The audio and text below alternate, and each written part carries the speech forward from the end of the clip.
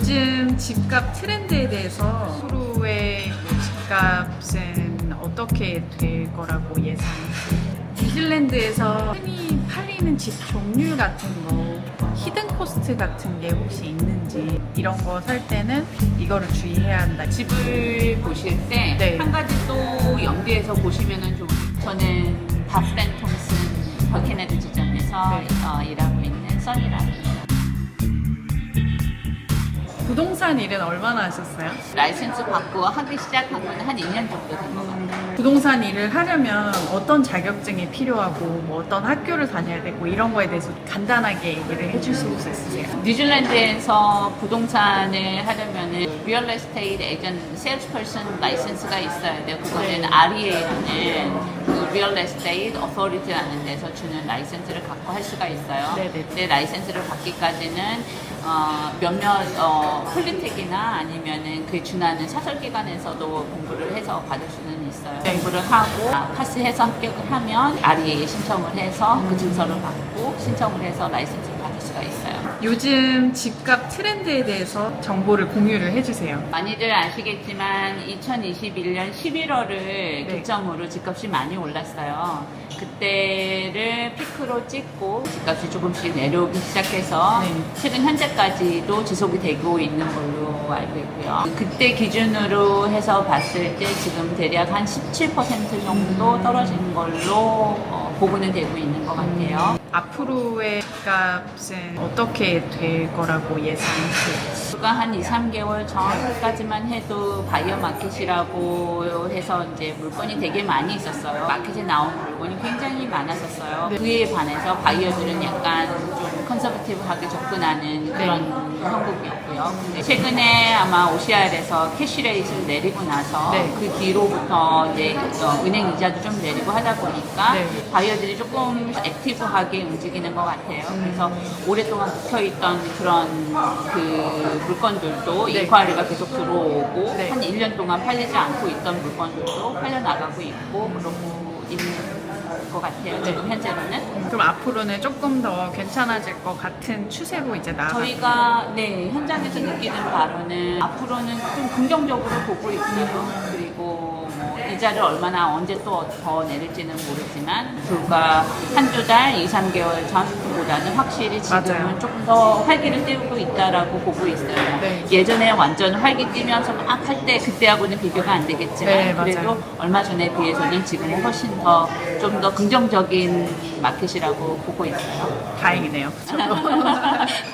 뉴질랜드에서 흔히 팔리는 집 종류 같은 거, 조금 팁 같은 거나 뉴질랜드에서 그냥 잘 팔리는 집의 종류, 스탠더론 타운하우스, 아파트 이런 종류의 간단한 설명을 조금 해주시면 좋을 것 같고요. 네. 뉴질랜드의 집을 보면은 외장 자재가 뭘로 되어 있는지를 대표적으로 많이 구분을 하고 있고요. 네. 가장 많이 이제 대표되어지는 두 종류를 보면은 웨더보드냐 네. 아니면은 브릭이냐 네. 이제 그렇게 많이 보고 외에 다른 자재로 만들어진 집들도 많아요. 네. 근데 이제 대표적인 거는 브릭이냐 웨더보드냐 이 두 가지가 가장 선호하는 외장 자재이기도 하고요. 집 형태로 보자면은 스탠더론 그러면 땅 위에 집 한 채만 딱 있는 그러니까 한 가정이 살 수 있는 한 네. 채로 다른 집하고 붙어져 있지 않는 집들을 스탠더론이라고 하고 네. 타운하우스 같은 경우는 벽을 사이에 두고 옆집하고 벽을 쉐어하면서 이렇게 붙어 있는 그런 집들을 타운하우스라고 하는데 아파트하고는 조금 다르게 아파트 같은 경우는 위아래 층에 다른 집들이 거주를 네. 하게 돼 있잖아요. 네, 네. 근데 타운하우스 같은 경우는 옆집하고 벽은 쉐어는 하지만 위아래 층으로 다른 집이 있지 않는 그런 형태의 집을 타운하우스라고 하죠. 네. 스탠돌론이나 타운하우스 같은 경우는 스탠돌론은 대부분의 경우 집을 사면은 재산세 내는 거 그런 것처럼 여기도 레이트라는 게 있어요. 네네네. 그리고 타운하우스는 예전에 지어진 타운하우스는 아파트하고 비슷하게 바디 코퍼레이션이라는 피가 있어요. 네네네. 그거는 이제 어떠한 오거나이제이션에서 이제 바디코 회사 같은 데서 그 한 블록을 그 아파트나 타운하우스나 거기를 관리해주고 네. 그리고 어떤 뭐 보수가 있으면 보수해주고 하는 그런 차원에서 받는 바디코퍼레 피가 있어요. 네. 최근에 지어지는 타운하우스는 이제 바디컵을 끼지 않고 프리홀드로 지어지는 집들이 많이 있어요. 그리고 아파트 같은 경우는 아무래도 젊은 커플들 네. 많이 바쁘신 그런 분들이 많이 선호를 하시죠. 제가 지금 살고 있는 집도 타운하우스잖아요. 네. 저는 솔직히 바디콥이 너무 부담이 되거든요. 네. 거의 1년에 4,000불 정도? 네. 장단점이라고 한다면 장점으로는 옆에 이제 이렇게 타운하우스가 붙어 있지 않은 스탠드얼론으로 된 집은 아무래도 이제 소음 면에서 그냥 편하게 타운하우스나 아파트 같은 경우는 층간 소음이라든가 옆집에서 이제 예. 들리는 소음이라든가 그런 부분에서 이제 좀 안 좋은 부분이 있겠죠. 맞아. 혹시 아까 전에 말씀하셨던 뭐 스탠드얼론 아파트랑 타운하우스에 히든 코스트 같은 게 혹시 있는지 이런 거 살 때는 이거를 주의해야 한다 이런 게 혹시 있으실까요?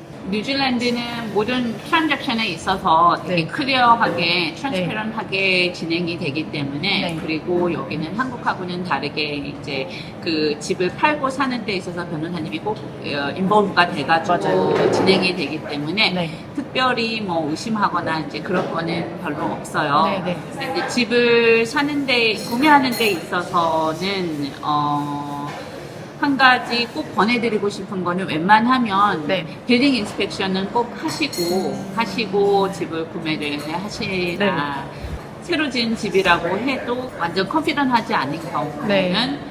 웬만하면은 빌딩 인스펙션을 저희가 권해드려요. 물론 이제 안 해도 되는 경우가 대부분이기는 한데 네네. 혹시 모르니까 이게 대부분의 사람들한테 있어서 집이라는 재산이 가장 네. 큰 재산이잖아요. 맞아요. 돌다리도 두드려보고 가는 게 좋으니까. 맞아요, 맞아요. 네. 집을 보실 때 네. 한 가지 또 염두에서 보시면은 좋은 게 뉴질랜드는 좀 이렇게 많이 휴미드하잖아요. 네, 네. 그렇다 보니까 이제 습기도 많고 곰팡이가 많을 수도 있고 이제 느낌 문제도 많은 집들이 많기 때문에 네, 네. 집에 들어가서 벽이나 천장 같은데 코너 같은데 그런 데 잘 보다 보면 어떤 집들은 이게 워터마크 같은 게 조금 있을 수도 있어요. 그리고 곰팡이가 많이 되거나 그런 걸 좀 염두에서 보시면은 네. 더 이제 섬세하게 볼 수가 있겠죠. 요즘에는 한국하고 다른 게 한국은 남향집을 선호를 하잖아요. 네, 네, 네. 여기는 북쪽. 아, 북향집. 맞아요. 네. 북향집이면 이제 하루 종일 선이 들어오니까 북향집을 많이 선호하죠. CB가 뭔지 간단하게 혹시 설명. CB는 current value, 뭐 capital value라고도 하기도 하고 이제 카운슬에서 매긴 가치를 얘기를 하는 거죠. 땅 밸류 얼마, 네네네. 그다음에 랜드 밸류 얼마 해서 또 improvement 건물 가격 얼마 해서 정해지는 가격이에요. 네네네. Price by negotiation이랑 옥션이랑 네. 세 가지가 asking 있죠. price. 아, asking 네, price. 텐더도 있고 그다음에 데드라인 세일도 있고 프라이스 밴 네고시에이션도 있고 그 컨센트 된 집 제가 대충 알기로는 수도꼭지가 달려있는 하수가 내려가는 그거는 오큰 카운슬에서 컨센트를 받아야 된다고. 네, 화장실을 개조를 해서 넣었다거나 네. 화장실이나 샤워실 뭐 아니면 부엌 네네. 뭐 이런 거를 개조를 해서 넣었을 경우에는 컨센트가 꼭 필요하고요. 그게 다인 것 같아요. 제 질문. 감사합니다. 아닙니다. 아이고.